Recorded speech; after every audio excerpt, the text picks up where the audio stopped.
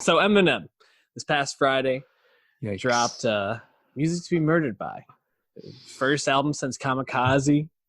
Which is, if you Mm-hmm. want to hear our thoughts on that, go back and check it out. But they No, aren't they ain't positive. no. Put it that way. Um, so yeah, first listen to this album. I was on a plane. Threw Are it you on. implying you listen more than once?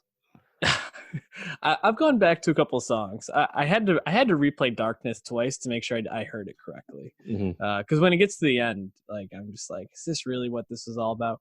Um,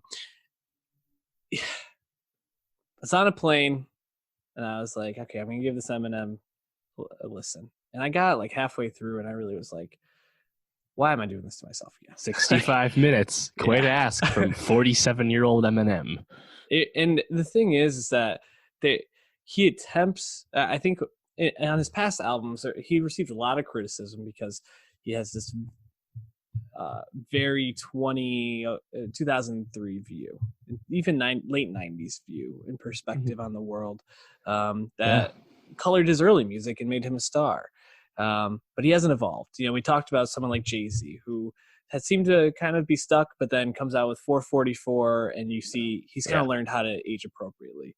Yep. Eminem has, and his insights into the world in 2020 just don't seem to be very thoughtful, or maybe well educated. I'm not sure, but regardless, it's tough to listen to some of these songs and some of the things he wants to talk about, and that hasn't changed since Revival. Like, this is the No. same stuff over and over.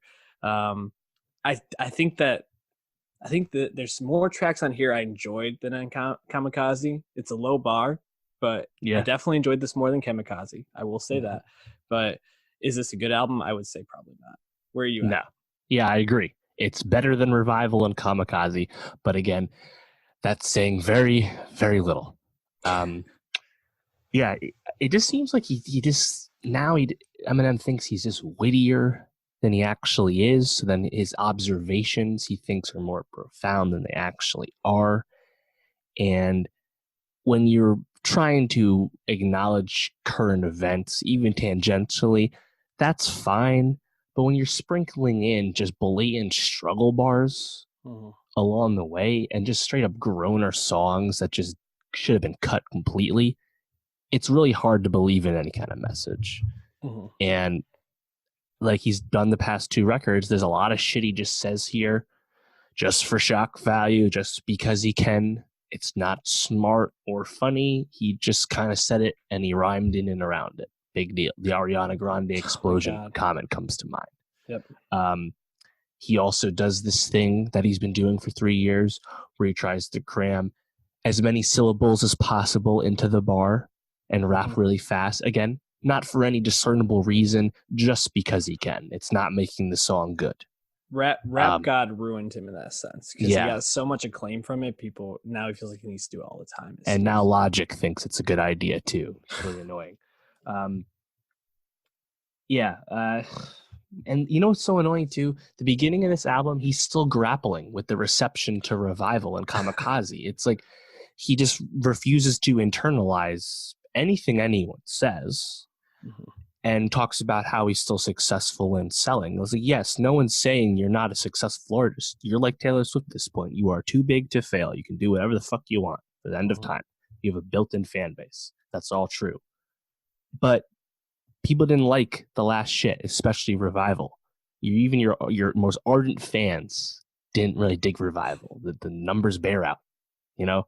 Yep. Um, maybe it was in fact your fault, not everyone else's fault for listening wrong. You know, it's just annoying to hear that from someone who again is so successful and been around so long to just be so unable to hear anything negative about him. You know, Right, but and like the whole like oh well, when I tried to give meaning and actually have something to say, you didn't like it. Well, yes, because the songs were bad, dude. There's just two parts to this piece. Like you're smarter than that. It's just frustrating, man. but the inability to internalize anything, I think, makes a lot of sense when you look around the album, and he's still talking about very clear unresolved feelings about the abuse he suffered from his stepdad. And that's not to say that he should forgive him or he should be okay with what happened to him. But I mean, you're mid 40s now. Late 40s. Late 40s. If you haven't been doing this work internally to process this and make some peace, this is still what's driving your anger to this day. Again, we talk about evolving as you get older, maturing as an artist. These are just things that you expect to hear someone who's 18, early 20s, maybe even early 30s talking about if they haven't done any of this introspection. But it's pretty evident that M is a bit late in terms of his own work on himself. With that said, there were some songs I liked. So why don't we give M a little credit before we go into some of the ones we didn't like so much. Okay, so as I'm looking through, it's not as easy to find. All right, what do you think about Darkness? Okay, Darkness, I think first single. crap. Yeah, basically a surprise drop album. Darkness comes out. It's the most refined message song on here, talking about a important thing, gun control. What did you think of that? I liked the idea. I hated the way he went about it. Because to tie in the Vegas shooting is just so it just and to do it in a way where he's basically making Stan, right? Yeah, but exactly. I'm fucked up too, just like that guy. Right. But it doesn't feel like he's adding anything to the perspective. I appreciate getting political. Like that is great. You should be using your platform to speak on these messages. But I don't know, to use that as an example just feels like a miss, especially when you kind of undermine the meaning of that song when you then talk about another mass attack when you bring out the Ariana Grande line without that being in any kind of respectable or context. It's just like you undermine yourself literally a couple songs later. A track I wanted to ask you about was Yeah Yeah, because I've seen mixed reception to that one, right? I've heard people saying this is the best song on here. The production's great. It really goes. You have Black Thought, Q-Tip, Royce. I mean, everything's here to be good. Did you like it? Still didn't like Eminem on it. I honestly thought it was a bit of a mess. It felt like just too much. Yeah. I don't know. Lock It Up with Anderson. I like. That's a classic breakup rap song. I thought Anderson was great. Brings good energy. Yeah, it's kind of Ed Sheeran I thought fit in well. Eminem the past 10 years has not shied away from having pop stars on the chorus. Think of Rihanna, think of Skylar Grey, who once again is here on this album too. Loves her.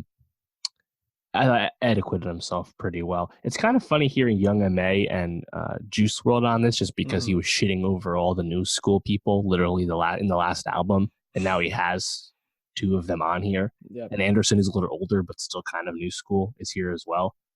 Just kind of interesting to see that heel turn. I'm kind of glad he did it. You should be collaborating with good artists. Yeah, it's a good idea. Shocking, I know. But yeah, there's a lot of clunkers on here too. So it's kind of like when it's 65 minutes, a lot of these tracks, we distill this down, maybe cut like almost half these songs. I think it'd be a lot stronger, but that's not what happened. Yeah, and I like how he seemed to try to go back to his roots a bit with like the skits and like the theme kind of playing like the Alfred Hitchcock vibe. There's some segues with Hitchcock in it, but overall just like poorly executed as usual from recent Eminem. Yep. It's funny. I was actually driving the other day and Julianne I put on some like old school Eminem just because that's what her brother used to listen to growing up when it was like the Slim Shady LP and things like that. Yeah, sure. And it's still so good like that. And to kind of see where he is 20 years later, just very disappointing. Yeah. I've probably said this before, but if we stopped listening to Eminem in 2002 or even 2004, we'd be better off.